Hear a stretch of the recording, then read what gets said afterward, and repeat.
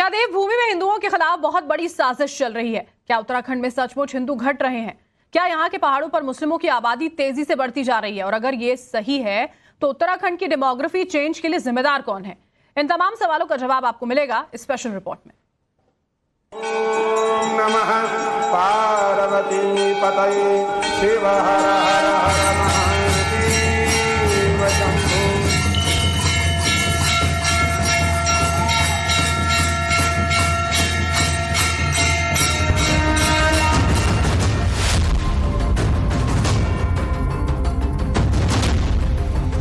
वो भूमि जहां साक्षात बद्री विशाल विराजमान है, वो पवित्र स्थल जहां गंगा यमुना सरस्वती का संगम होता है,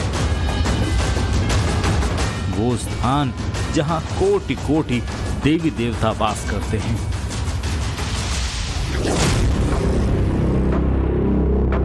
उस देवभूमि पर बड़ा खतरा मंडरा रहा है। खतरा उस बहुसंख्यक आबादी पर जो सदियों से यहाँ की संस्कृति, विरासत, परंपरा और यहाँ की पहचान को संजो कर रखे हुए है। एक सर्वे रिपोर्ट में दावा किया गया कि उत्तराखंड में हर 10 साल में 2% की दर से मुस्लिम आबादी बढ़ रही है। असम में यह दर 3.3% है, जबकि केरल में 1.9% और पश्चिम बंगाल में मुस्लिमों की आबादी की बढ़ोतरी की दर 1.8% है। यानी असम के बाद सबसे तेजी से मुस्लिम आबादी किसी प्रदेश में बढ़ रही है तो वो है उत्तराखंड। एक वोटर लिस्ट के साथ या और अन्य जो स्रोत हैं उसके साथ अगर हमने इसकी जो उसका अध्ययन किया है, उसका तुलनात्मक अध्ययन किया है, तो उस हिसाब से ये प्रतीत होता है कि उत्तराखंड में जो मुस्लिम आबादी है वो 16% से अधिक हो गई है। जो जिस हिसाब से 2% की जो वृद्धि दिखा रहे हैं वो असम के बाद सबसे ज्यादा, जो भारत के अंदर जितने भी राज्य हैं असम के बाद सबसे ज्यादा जो वृद्धि हो रही है वो उत्तराखंड के अंदर हो रही है। दिनेश मानसेरा की संस्था लिटिल मिरेकल एजेंसी लंबे वक्त से उत्तराखंड में डेमोग्राफी के बदलाव के डेटा इकट्ठा करने में जुटी। डेटा एनालिसिस के बाद जो आंकड़े सामने आए हैं वो हैरान करने वाले हैं। दावा है कि उत्तराखंड के 4 मैदानी जिलों में मुस्लिम आबादी तेजी से बढ़ी। हरिद्वार की कुल आबादी का 34% हिस्सा मुस्लिम है। इसी तरह उधम सिंह नगर जिले में भी 32%, नैनीताल और देहरादून जिले में 30% मुस्लिम आबादी है। दावा ये भी है कि यूपी, बिहार, झारखंड, असम और पश्चिम बंगाल से आए मुसलमानों ने इन इलाकों में अपना ठिकाना बना लिया है। जो यूपी से लगे 4 जिले हैं, उधम सिंह नगर है, हरिद्वार है, देहरादून है और नैनीताल जिले हैं। ये चारों जिलों में अगर हम मुस्लिम पॉपुलेशन के ऊपर अगर आप नजर डालेंगे, आप वोटर लिस्ट उठा के देख लीजिए, आप आधार कार्ड का जो आंकड़े उठा करके देख लीजिए, तो आपको ये लगेगा कि किसी भी जिले में 30% से कम मुस्लिम आबादी नहीं है। हरिद्वार में तो ये संख्या 38% तक पहुंच गई है और उसी तरीके से देहरादून में ये संख्या 32% तक है। उधम सिंह नगर में भी 32% है। नैनीताल जिले में अगर हम हल्द्वानी, रामनगर, कालाढूंगी इन क्षेत्रों को अगर जोड़ेंगे तो वहां भी मुस्लिम पॉपुलेशन जो है 30% से थोड़ा सा ज्यादा है। तो यानी कि आप आश्चर्यजनक परिणाम देखेंगे कि एक जो यूपी से लगे जिले हैं वहां पर आश्चर्यजनक तरीके से ये आबादी बढ़ रही है। हिमालय की गोद में बसे इस इलाके की एक खास पहचान है। सदियों पुरानी संस्कृति, विरासत और परंपराएं। उन्हें संरक्षण और संवर्धन देने के मकसद से ही साल 2000 में उत्तर प्रदेश से अलग कर उत्तराखंड राज्य अस्तित्व में आया। 2001 में उत्तराखंड के पहाड़ी जिलों में मुस्लिम आबादी 1.5% थी। हरिद्वार जुड़ जाने से यहाँ मुस्लिम आबादी ने तेजी से विस्तार पाया। 2011 में लगभग 14% और 2022 में इसके 16% से ज्यादा हो जाने का अनुमान है। देवभूमि उत्तराखंड में जो 16% मुस्लिम आबादी का अनुमान है वो यहाँ की जनसंख्या रजिस्टर में भी दर्ज होगी, जबकि यहाँ अभी भी लाखों की तादाद में बाहरी राज्यों से आए मुस्लिम लोग किराए पर रह रहे हैं, जो धीरे धीरे वो भी यहाँ के स्थायी निवासी हो जाएंगे, क्योंकि यहाँ उनके बसने में कोई रोक टोक नहीं है। फर्जी दस्तावेजों के आधार पर मुस्लिम आबादी को यहाँ बसाया भी जा रहा है और उसके उदाहरण आपको देहरादून जिले में देखने को भी मिल जाएंगे। देहरादून के विकास नगर क्षेत्र में उत्तराखंड जल विद्युत निगम लिमिटेड यानी UJVNL की सरकारी कॉलोनियों में बाहर से आए मुसलमानों को बसाने और उन्हें कब्जा दिलाने का खेल चल रहा है।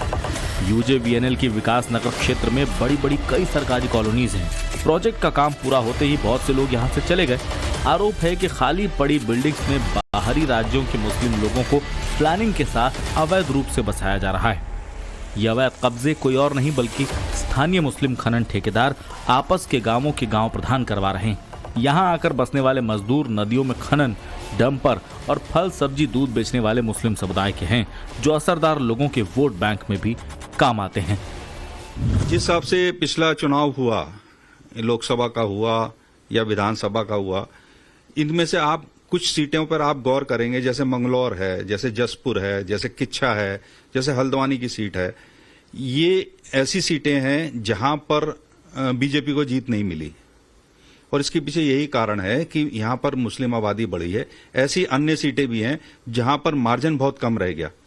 आप ये देखेंगे गदरपुर की सीट है, उसमें मार्जिन बहुत कम रह गया था, और अगर आप काशीपुर देखेंगे तो भी वहां पे मार्जिन कम हो रहा है। रुड़की में मार्जिन कम हो गया। रुड़की में जब पहले चुनाव हुआ था, इससे पहले वाला विधानसभा चुनाव, तो वहां बीजेपी 12,000 वोटों से करीब जीती थी, लेकिन इस बार जो है 1400-1500 के बीच में ही बीजेपी की जीत हुई है। तो ऐसे कई विधानसभाएं हैं जहां पर भविष्य में बीजेपी को बहुत मशक्कत के साथ यहाँ पे चुनाव लड़ना पड़ेगा, तभी यहाँ पर आगे स्थिति उनके कंट्रोल में आ पाएगी। जाहिर है देवभूमि के डेमोग्राफी के बदलाव की जो रिपोर्ट आई है उस पर यहाँ का सियासी पारा हाई है। बीजेपी जहाँ कड़े एक्शन की बात कर रही है तो वहीं उत्तराखंड के मुख्यमंत्री रहे और सीनियर कांग्रेस नेता हरीश रावत सर्वे पर ही सवाल उठा रहे हैं। लोग इधर आ रहे हैं, इस पे तो कड़ाई से जो है गवर्नमेंट को कदम उठाना चाहिए और निश्चित रूप में इस बीच जो तेजी से बाहर से आकर के और किसी न किसी बहाने से देवभूमि इस तरीके से लोगों की घुसपैठ हो रही है, निश्चित रूप में इस घुसपैठ को रोकना चाहिए। ये सर्वे रिपोर्ट बिल्कुल फॉल्स, ये भाजपा प्रायोजित तरीके की सर्वे से हिम्मत करें, ये जनगणना आ रही है ना, दूध का दूध पानी का पानी हो जाएगा।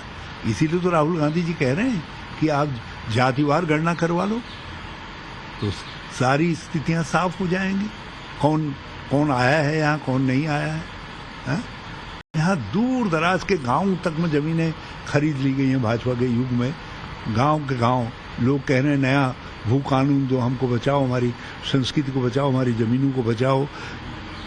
इनके कान में जूं नहीं रेंग रही है। इस तरीके की झूठी सर्वे रिपोर्टों के आधार पर एक मुस्लिम विरोधी जो नैरेटिव बनाने की कोशिश कर रही है, क्योंकि भाजपा के पास बताने के लिए कुछ नहीं है, जन कल्याण का कुछ किया नहीं, केवल मुस्लिम मुस्लिम मुस्लिम जप करके वो अब अपनी नैया पार लगाना चाहते हैं। और जितने अवैध वशे होंगे, मैं दावे के साथ कह रहा हूँ, वो सब इन 8 वर्षों के अंदर भाजपा शासन की नालायकी के कारण बचे। कांग्रेस को सर्वे का डेटा बीजेपी के प्रोपेगेंडा का हिस्सा लगता है, लेकिन कुछ दिन पहले यूनिफॉर्म सिविल कोड पैनल की रिपोर्ट में यह भी कहा गया है कि उत्तराखंड में पहाड़ों से लोग मैदानों की ओर पलायन कर रहे हैं। यह आबादी उत्तराखंड के अंदर की ही नहीं है बल्कि दूसरे राज्यों से आए लोगों की वजह से भी है। खास बात यह है कि उत्तराखंड में मुस्लिमों और ईसाइयों की आबादी हिंदुओं और सिखों की तुलना में 2 गुना से भी ज्यादा बढ़ी है। उत्तराखंड से 29 साल पहले 1971 में हिमाचल प्रदेश अस्तित्व में आया था। दोनों ही राज्यों को देवभूमि कहा जाता है। दोनों राज्यों की भौगोलिक परिस्थितियां लगभग एक जैसी, लेकिन एक बात जो हिमाचल प्रदेश को उत्तराखंड से अलग करती है वो है यहाँ की डेमोग्राफी। 1971 से लेकर अब तक हिमाचल प्रदेश में मुस्लिम आबादी 2% के आसपास ही है। ऐसे में सवाल है कि हिमाचल प्रदेश में ऐसा क्या हुआ कि मुस्लिम आबादी जस की तस बनी हुई है, जबकि उत्तराखंड में मुस्लिम आबादी रॉकेट की रफ्तार से बढ़ रही है। तो इसका जवाब है हिमाचल का भू कानून। हिमाचल प्रदेश का भू कानून काफी सख्त है, जबकि उत्तराखंड का वर्तमान भू कानून बेहद लचीला है। हिमाचल प्रदेश में कोई भी बाहरी व्यक्ति जमीन नहीं खरीद सकता, वहीं उत्तराखंड में देश का कोई भी नागरिक आसानी से जमीन खरीद सकता है। हिमाचल प्रदेश में बाहरी उद्योगपति, बिल्डर और भू माफिया यहाँ की जमीन पर मनमाना कब्जा नहीं जमा पाए, जबकि उत्तराखंड में स्थिति उल्टी है। यहाँ बाहरी लोग निवेश के नाम पर जमीन लेकर रहने लगे। ऐसे में अब उत्तराखंड में भी सख्त भू कानून की मांग तेजी पकड़ने लगी है। बीजेपी के नेता ही इसकी मांग कर रहे हैं।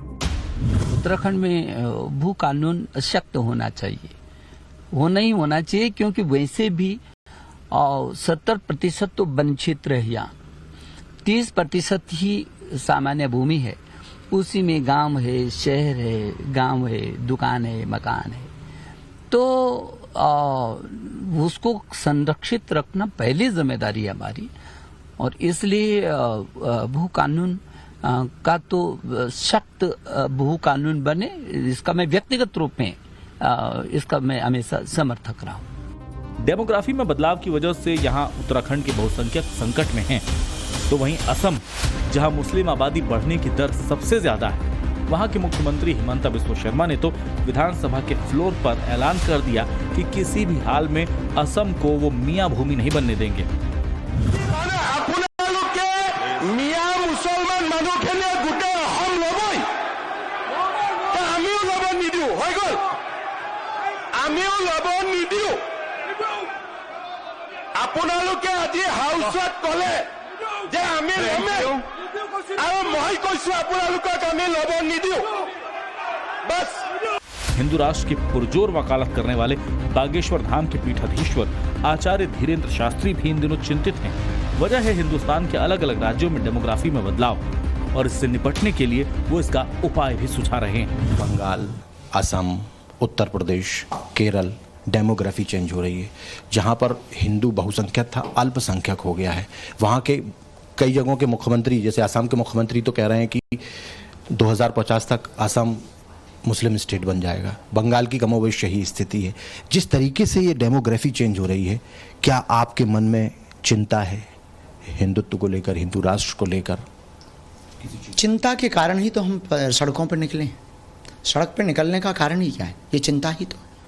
ये वर्तमान की परिस्थितियाँ, रामचरितमानस को जलाना, ये 4-4, 5-5 राज्यों में आपका अल्पसंख्यक होना, ये बांग्लादेश में हिंदुओं के साथ एक विशेष लोगों के साथ में अत्याचार होना, उनके ही सामने उनकी बहन बेटी को उठाना, अत्याचार करना, कोलकाता में उस बहन का रेप होना, उसका मर्डर होना, एक भारत की एक घटना, एक छोटे से बच्चे को चाकू मार देना, ये सब सारी घटनाओं को देख करके ही तो हमारे मन में पीड़ा उठी। तब तो हम सड़कों पर निकलना चाह रहे, लोगों को जगाने के लिए, जागरूक करने के लिए कि आपकी रक्षा कौन करेगा, आपकी रक्षा आप स्वयं करो। किसी भी इलाके की संस्कृति, परंपरा, विरासत को अगर संजो कर रखना है, उसका संवर्धन करना है, तो जरूरी है कि इसके संरक्षक को संरक्षण देना होगा। लेकिन जिस तरह से उत्तराखंड से लेकर असम तक डेमोग्राफी में बदलाव के नाम पर बड़ी साजिश चल रही है, उससे बहुसंख्यकों पर संकट स्वाभाविक है और सरकारों को इस पर जल्द से जल्द ध्यान देने की जरूरत है। देहरादून से अभिषेक सिन्हा के साथ ब्यूरो रिपोर्ट, टाइम्स नाउ, नव भारत।